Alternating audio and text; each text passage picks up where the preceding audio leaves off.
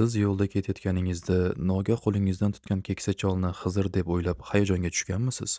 Xalq orasida shunday gap borki, agar siz Xizr buvani uchratib qolsangiz yoki u kishi ekanini sezsangiz, darhol uni qo'lini mahkam ushlashingiz va tilak so'rashingiz kerak deyishadi. Uning bosh barmog'ida suyak bo'lmasligi, u hayot suvini ichgani uchun o'lmasligi va uni ushlab olsangiz barcha tilaklaringizni amalga oshishi haqida gaplar tarqagan.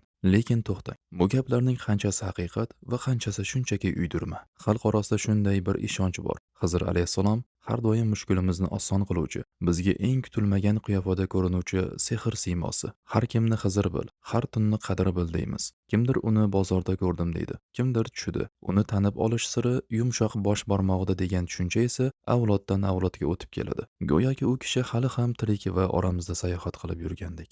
Endi esa haqiqatga qaytamiz. Islom ulamolari, xususan Imom Buxoriy kabi buyuk muhaddislar Xizr alayhissalomning hozirgi kunda tirik ekanligi haqidagi gaplarni rad etishgan. Nega deysizmi? Chunki Qur'oni Karimda sizdan avval ham hech bir insonga abadiylikni bermaganmiz deb aniq aytilgan. Xizrning bosh barmog'i suyaksiz bo'lishi, u bilan ko'rishganda tilak so'rash yoki u kishidan boylik so'rash kerakligi haqidagi gaplar hech qanday diniy asosga ega bo'lmagan. Asrlar davomida xalq fantaziyasi natijasida to'qilgan uydirmalardir. Xizr alayhissalom Qur'onda zikri kelgan ilm sohibi, Muso alayhissalomga dars bergan buyuk zot bo'lgan. U kishi sehrgar emas, balki Allohning hikmatli bir bandasi edi. Biz uni sehrli tilaklar bajaruvchisi sifatida emas, balki ilm timsoli sifatida tanishimiz kerak. Afsonalarga ishonish qiziq bo'lishi mumkin, lekin haqiqat har doim ustun bo'ladi. Siz bu haqida nima deb o'ylaysiz? Bu ma'lumotni eshitganmidingiz?